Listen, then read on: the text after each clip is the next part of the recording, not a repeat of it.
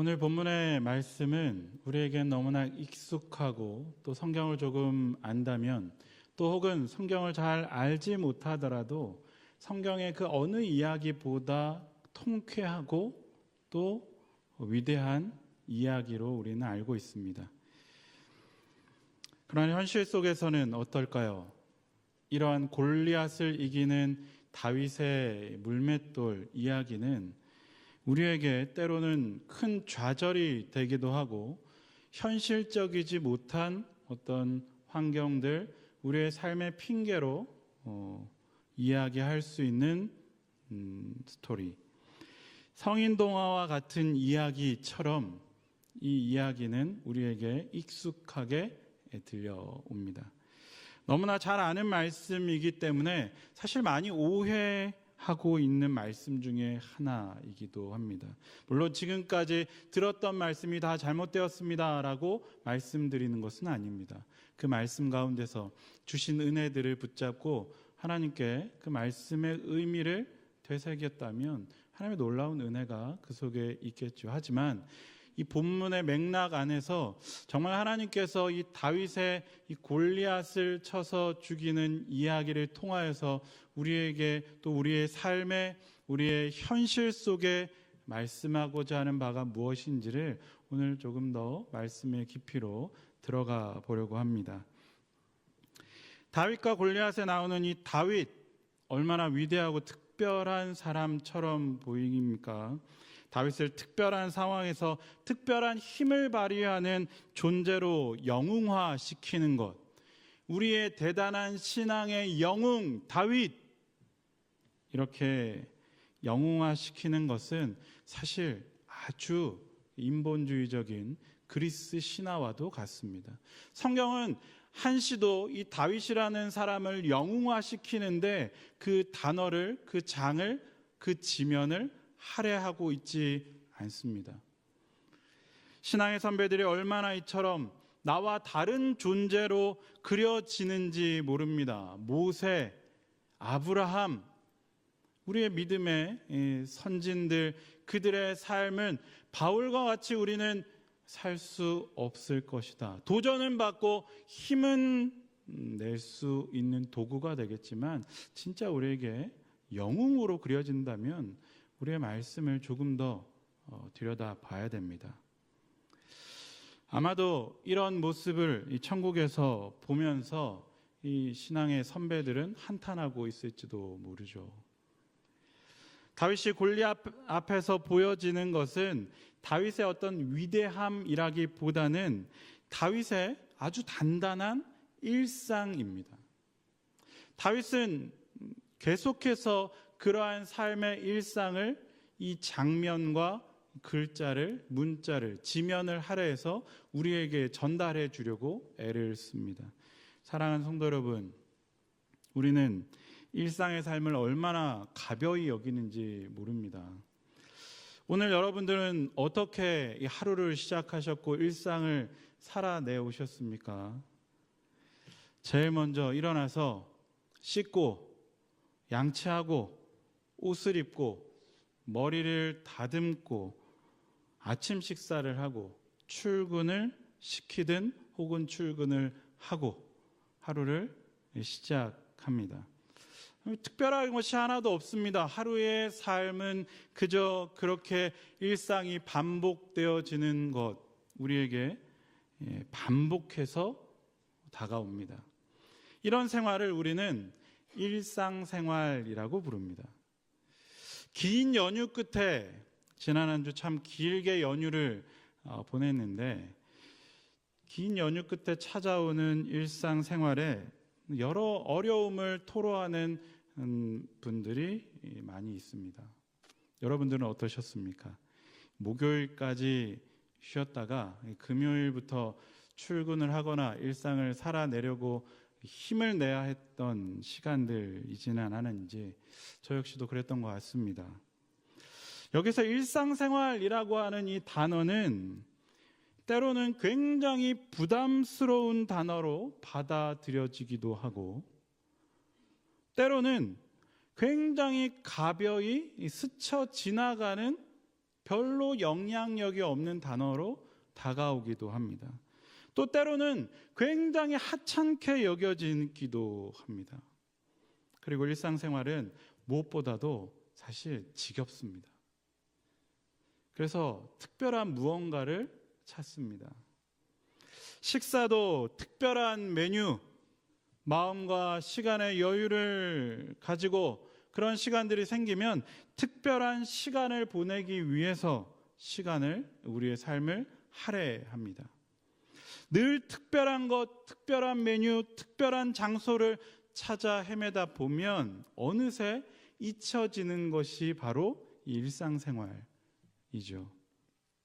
그래도 여러분, 그러한 특별한 일들, 특별한 시간이 가능한 이유는 우리의 일상생활이 단단하게 잘 서 있기 때문입니다. 일상생활이 불안정한 삶은 특별한 무언가를 특별하게 받아들이지 못합니다. 하루가 불안한데 특별한데 마음을 쓰거나 뭘 맛있는 걸 먹어도 그 입에 단맛이 느껴지겠습니까? 그냥 하루하루가 일상이 너무 잘 살아왔기 때문에 어느 날의 휴가, 어느 날의 쉼, 어느 날의 맛있는 만찬, 어느 날의 특별한 만남은 우리에게 특별하게 다가오는 것이죠.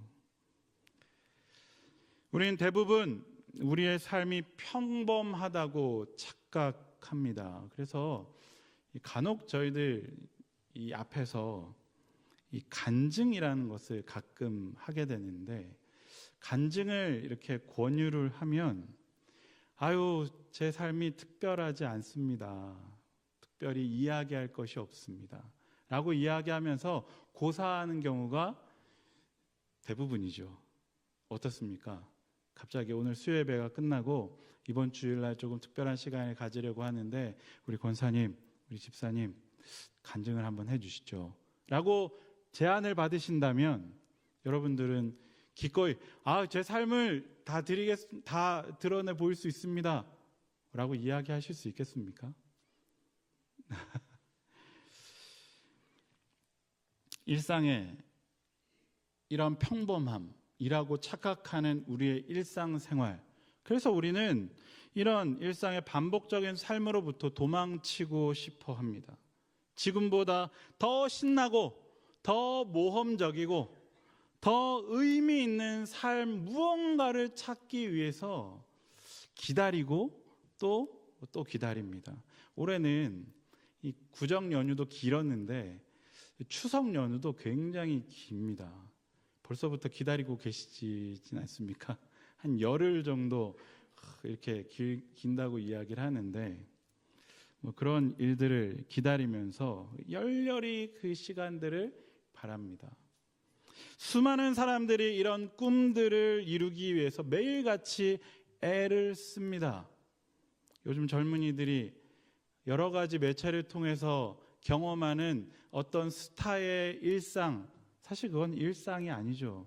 그들에게도 방송이라고 한 매체를 통해서 특별하게 드러내는 특별한 어떤 삶인데, 마치 그것이 우리의 일상처럼 비춰져서 굉장히 자신의 이 오늘 하루 그 시간을 하찮게 여기고 버리고 있는 것이 오늘 우리 젊은이들의 삶일지도 모르겠습니다. 젊은이뿐이겠습니까? 우리의 삶도 마찬가지입니다. 온라인이 참 많이 활성화되다 보니까 이전에는 비교 대상이 옆집 혹은 누구 아들네 옆집 친구 엄마였는데, 이제는 태평양을 넘어서 대서양을 넘어서 어느 누구의 누구, 이름도 또 익숙하지 않은 나라와 여러 가지 환경 속에 누군가는 그렇게 살고 있대. 이런 것이 우리의 비교 대상으로 비춰지면서, 그런 비교를 통해서 우리에게 남는 것은 잿더미입니다. 내 인생이 이것밖에 되지 않는가. 참 내 일상이, 그래서 아침에 일어나는 것도 무기력해지고, 밥 먹는 것도 의미 없어지고, 만나는 것도 의지가 없어져서, 혹은 매일 하던 것도 의지가 사라져서 이렇게 우울하게 시간을 허비하게 되는 우리의 일상생활은 아닌지 오늘 수요일 이 말씀을 통해서 우리 스스로를 좀 돌아보아야겠습니다. 신앙생활의 부분에서 이 영적인 어떤 부분들을 생각해 볼 때 평범한 삶에서 벗어나서 철저하게 일상의 어떤 삶이 무기력하다고 여겨졌을 때 우리가 다짐하는 무언가 특별한 어떤 신앙생활을 하기 위해서 철저하게 순종하고자 하는 때 결심할 수 있습니다. 좋은 일입니다. 그래서 그 특별한 노력들이 좋은 일상이 되어갈 때 그냥 그 특별한 일들이 나의 아주 사사로운 일상들로 익숙해져 갈 때 우리는 그런 우리의 일상을 신앙의 성장이라고 부릅니다. 사랑하는 성도 여러분, 그러한 성장을 이루어내는 우리의 삶이 되길 간절히 소원합니다. 사실 모든 것이 우리의 하찮다고 혹은 아무것도 아니라고 생각되어지는, 비교해봐서 별것 아니라고 느껴지는 하루의 일들, 사람을 대하고 먹고 마시고 맨날 먹는 된장찌개, 맨날 먹는 김치찌개, 맨날 먹는 밥, 맨날 먹는 뭔가 물, 맨날 만나는 누구, 이 모든 것이 훌륭한 일입니다. 무슨 얘기를 하십니까? 도무지 납득이 되지 않는 얼굴로 저를 쳐다보시는데 조금 더 보겠습니다. 안타깝게도 일상의 삶에서 벗어나려고 애쓰는 사람들의 이야기, 언제나 아름다운 것만은 아닙니다. 바람직한 방식으로 보통의 삶에서 벗어나려는 사람 이야기가 하나가 있다면 그와는 정반대로 움직이는 사람들의 안타까운 이야기는 10가지가 넘을 것입니다. 일상을 벗어나 특별한 것을 찾기 위한 일탈.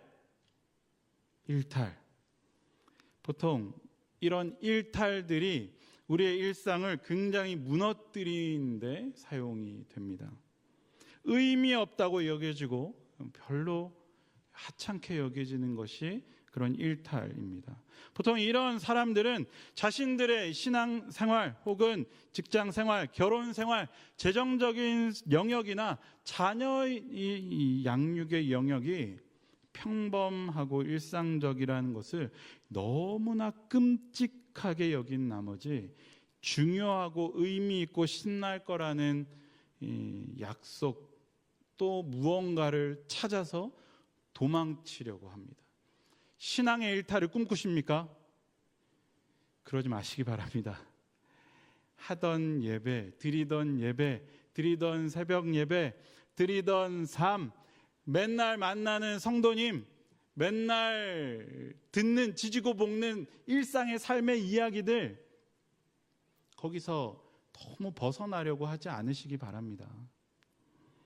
왜냐하면 우리가 이렇게 여기는 것, 일탈을 꿈꾸고 일상을 하찮게 무시하는 데에는 근본적인 문제가 있기 때문입니다. 뭐냐면 이 내가 앓고 있는 이 치명적인 병, 이 평범함을 두려워하는 병.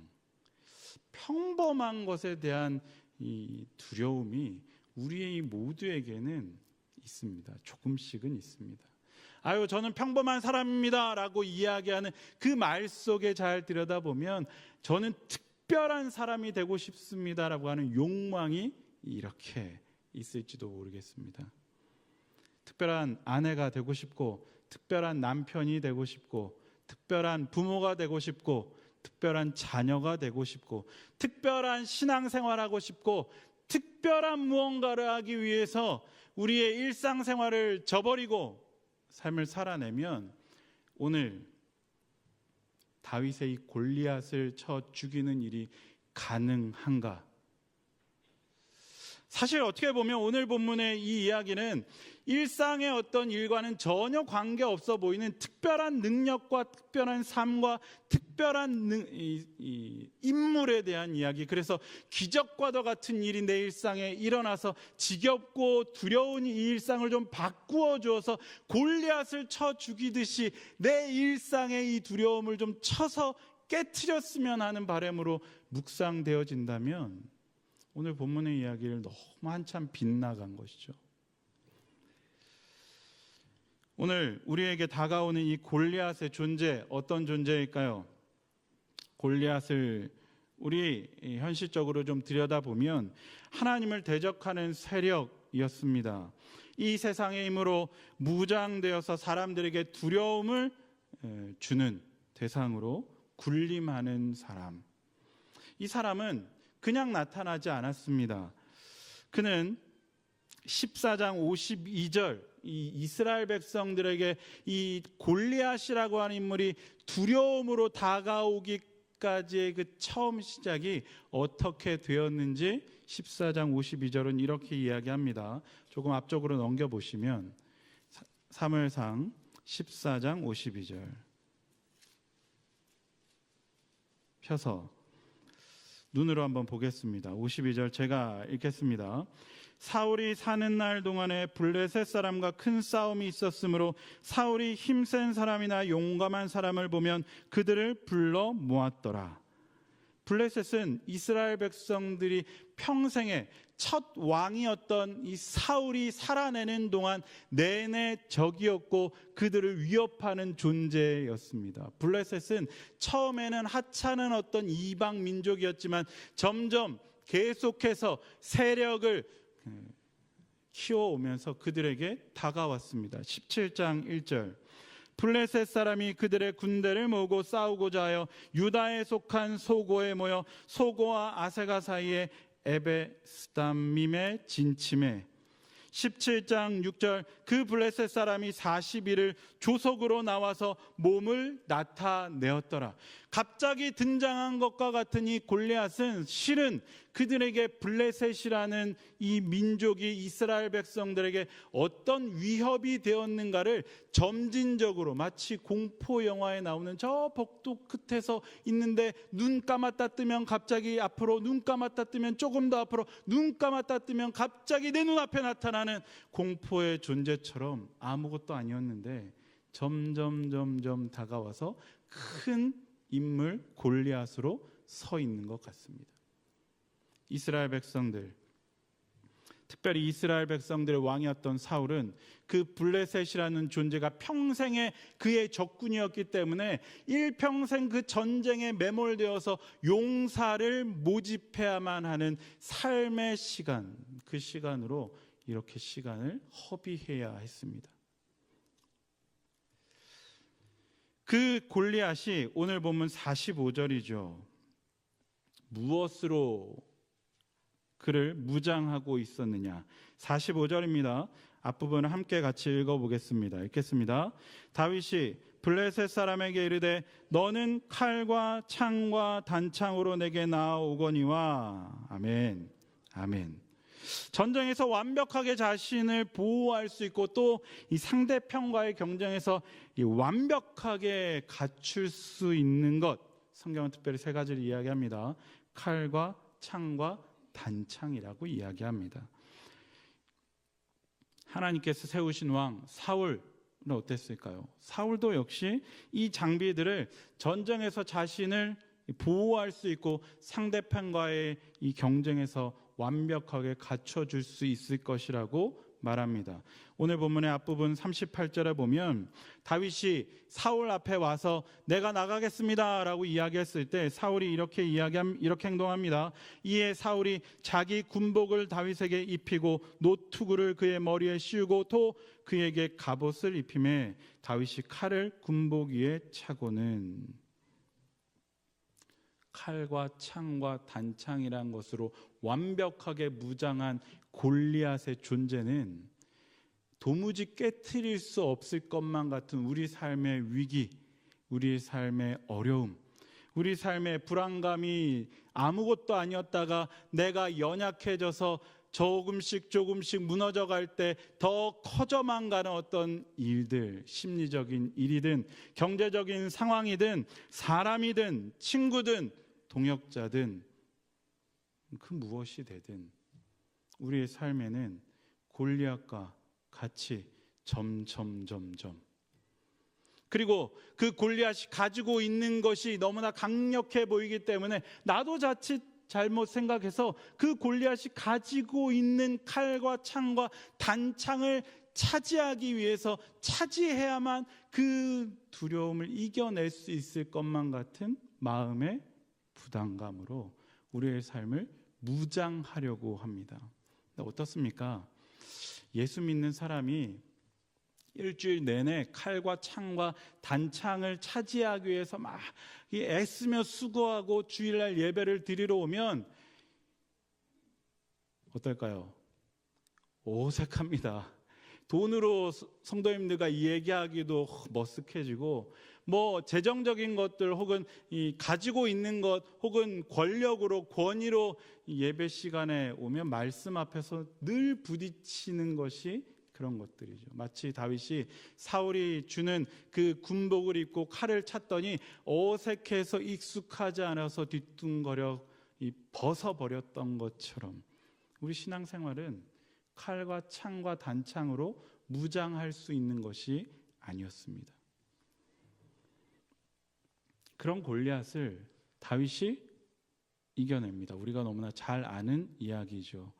이 물맷돌로 그에게 익숙한 것 물맷돌로 그의 이마에 돌을 박았습니다. 49절이죠.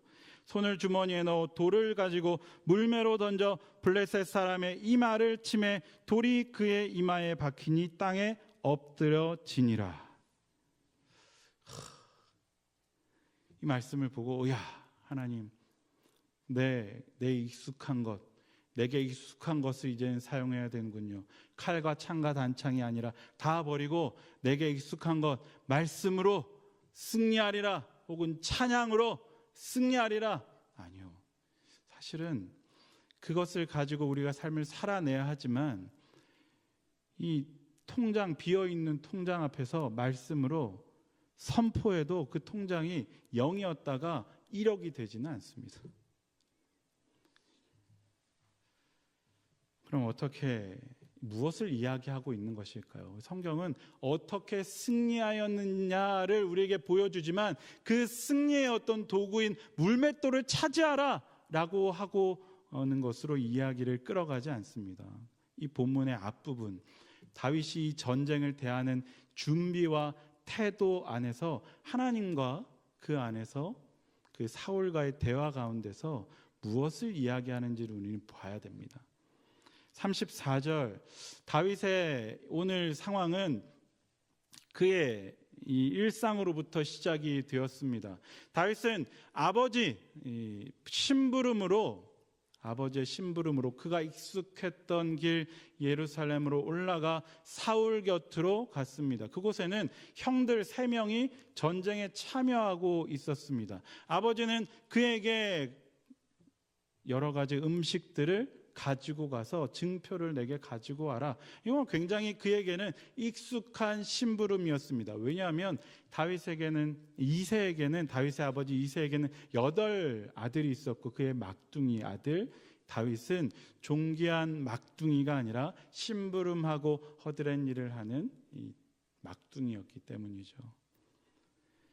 그가 사울 앞에 와서 상황을 접해들고 전쟁에 나가겠다라고 작정을 하면서 무슨 이야기를 하는지 보십시오. 그의 일상이 어땠는지를 보여줍니다. 34절부터 37절까지인데 조금 앞부분이지만 교독을 한번 읽어보겠습니다. 제가 먼저 34절 읽겠습니다. 다윗이 사울에게 말하되 주의 종이 아버지의 양을 지키던 때에 사자나 곰이 와서 양떼를 새끼를 물어가면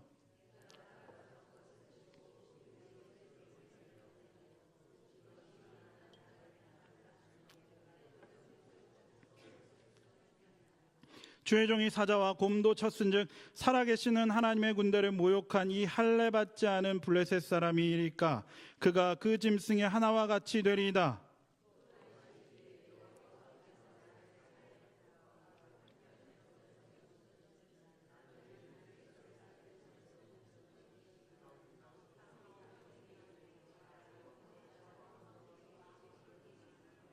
아멘.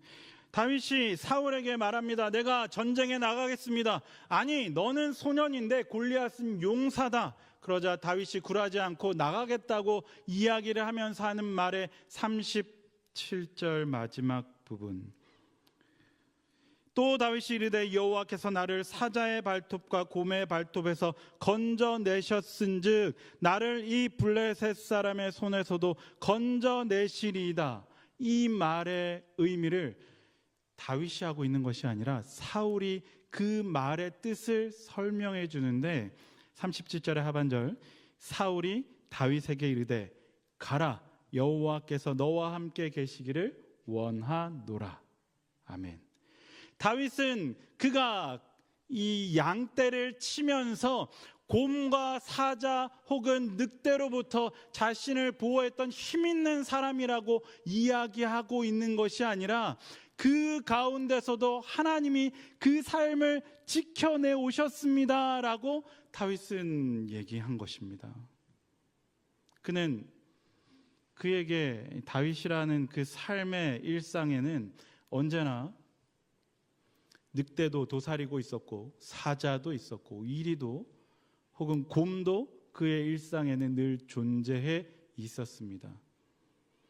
그 일상 속에서 그가 바라보았던 것은 그 사자나 곰이나 이리가 아니라 그 무엇도 이길 수 없는 함께 하시는 하나님, 그 하나님께서 나와 함께 하셨고 나를 지켜내 주셨습니다라는 것을 치열하고도 아주 치밀하게 아주 열심히 찾고 발견해내는 일상을 살아내었습니다.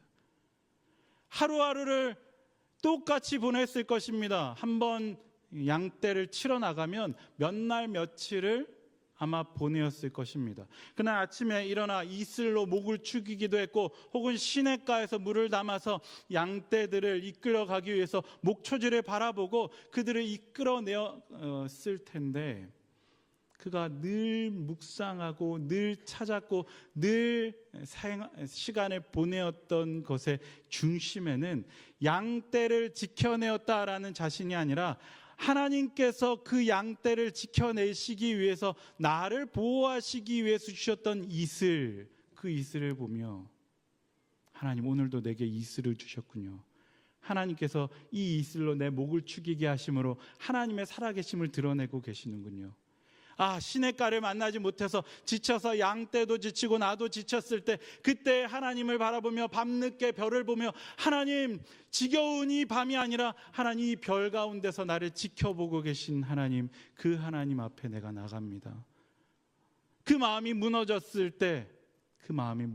때도 마찬가지로 하나님 내 마음이 이렇게 무너져 있는데 하나님께서 그래도 나와 나의 이 고백, 이 속삭임도 알고 계시죠. 나의 울부짖음도 알고 계시고 나의 은밀한 중에 나를 지켜보고 계시죠. 이 시편의 기사들은 그가 삶을 살아내며 아주 사소하게 고백했고 아주 치열하게 찾아내었고 아주 열심히 발견해 내려고 했던 하나님의 흔적, 그 삶이었습니다.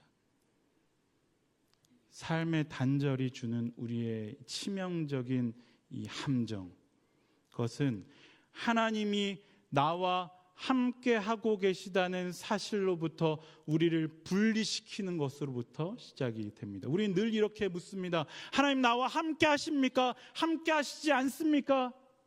묻죠. 사랑하는 성도 여러분, 우리가 질문해야 하는 질문은 나와 함께 하시느냐 함께 하시지 않느냐가 아니라 늘 함께 하시기 때문에 그 하나님께서 나에게 어떤 일들을 보여주십니까? 라는 질문이어야 합니다. 하나님 오늘도 나와 함께 하시는데 오늘 내게 주실 은혜는 무엇이고 내게 주실 삶은 무엇입니까? 나의 질문은 이렇게 바뀌어져야 합니다.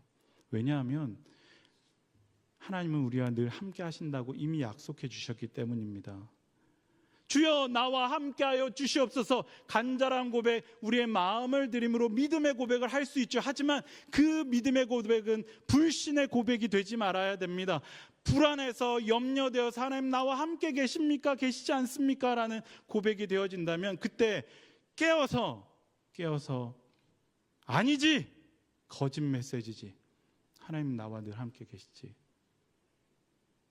내게 무엇을 보여주실지 내가 발견하고 있지 못하구나, 내 눈을 가리고 있구나.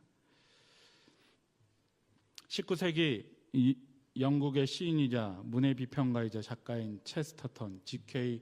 체스터턴은 그의 사설에서 이런 이야기했습니다.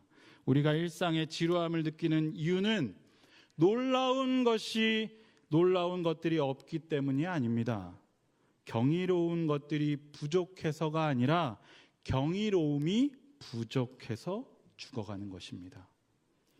우리의 일상은 늘 경이롭고 늘 하나님의 일하심으로 넘쳐나고 우리의 삶은 늘 하나님의 함께하심으로 드러나 있는데, 문제는 내 일상이 하찮고 내 일상이 지겨운 이유는 그 일상 가운데서 함께하시는 하나님을 발견하지 못하기 때문입니다.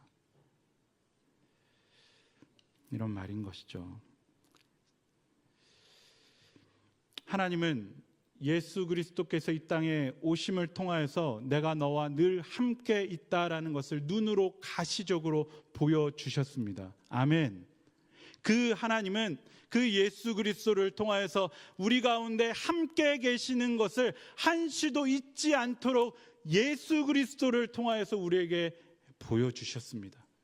예수님께서 죽으시고 부활하신 후에 승천하신 이후에도 그냥 올라가신 것이 아니라 보혜사 성령님을 우리 안에 보내어 주심으로 그 함께 하심을 우리 안에 확신하고 내 마음에 믿게 하심으로 늘 내주하시느니라 라고 말씀하시며 우리에게 말씀해 주셨습니다. 우리는 깨닫게 됩니다.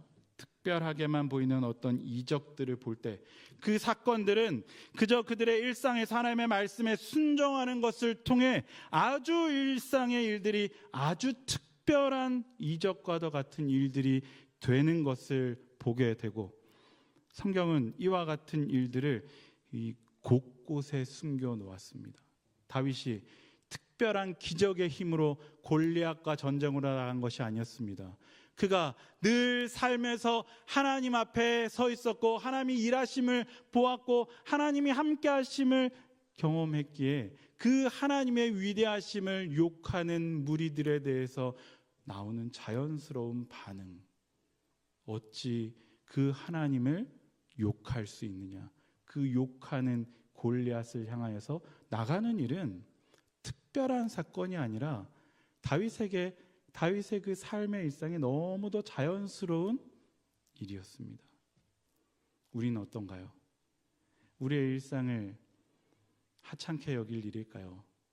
매일 새벽 눈이 오나 비가 오나 미끄러우나 더우나 밝으나 어두우나 이 새벽 이 자리를 지키시는 분들이 있습니다. 별로 교회에 큰 역할을 하지, 죄송합니다, 그런 뜻이 아닙니다.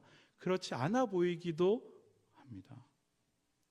하지만 사랑하는 기도의 자리에 서 계신 분들, 또 기도의 자리에 서고자 애를 쓰고 노력하시는 분들, 그리스도인들의 일상은 큰 기적이 일어나지 않는 것처럼 보이고 어떤 특별한 사건으로만 되어지지 않는 것일지라도 그저 그 자리에서 기도함으로, 그 자리에서 하나님을 바라봄으로, 그 자리에서 잠시 눈을 감고 혹은 말씀을 들여다보며 하나님 앞에 나아가는 그 일들은 특별한 어떤 사람들에게만 주어진 특별한 달란트가 아니라 우리 모두가 살아내야 하는 일상의 삶인 것입니다. 먼저는 그 일상을 회복해야 됩니다. 무너진 그 일상이 무너져 계시다면 내가 살던 대로 살아가지, 그 일상은 어찌 보면 하나님 이 칼과 창과 단창을 만들기 위한 일상이었다면 우리는 그것을 좀 넘어서야죠. 하지만 아무 특별한 것 보이지 않나 보이는 기도의 자리, 말씀의 자리로 누구 하나 알아주지 않더라도 내가 성경을 1독하고 혹은 20독을 하고 30독을 하고 그 이상을 하는 것, 누가 알아보지 않더라도 하나님은 그 삶을 통하여서 단단하게 그 앞에 순종하는 그 시점을 통하여 하나님의 일하심을 발견하게 하시고 하나님의 놀라운 것들을 경험하게 하시고 하나님의 놀라운 일들을 교회에 일어나게 하실 줄 믿습니다. 오늘 말씀을 마무리하며 우리 일상의 단단한 삶을 이끌어내는데 특별한 신앙생활, 특별한 기적, 특별한 말씀, 특별한 어떤 자리, 아니요, 일상이 무너져 있다면, 흐물거리는 일상 속에 있다면 그건 특별할 수가 없습니다. 나의 일상이 하나님 앞에 먼저 이렇게 단절되지 않고 끊임없이 하나님 앞에 치열하게 하나님의 함께 하심을 발견해내고 그 하나님의 일하심을 경험하고 그 하나님께서 나와 어떤 관계를 원하시는지, 교제를 원하시는지, 내가 무엇을 느끼게 하시고 무엇을 경험하게 하시는지를 날마다 경험하는 나의 일상, 하나님과 늘 연결되어져 있는 일상, 우리 모두에게 허락해 주셨습니다. 그 일상을 회복하고 그 일상이 단단해져 갈 때 우리의 삶에 놀라운 하나님의 일들은 세상 사람들이 기적이라고 말할 수 있을지 모릅니다. 하지만 우리들에게는 하나님이 오늘도 나와 함께 하심에 대한 당연한 일상이 되는 것입니다.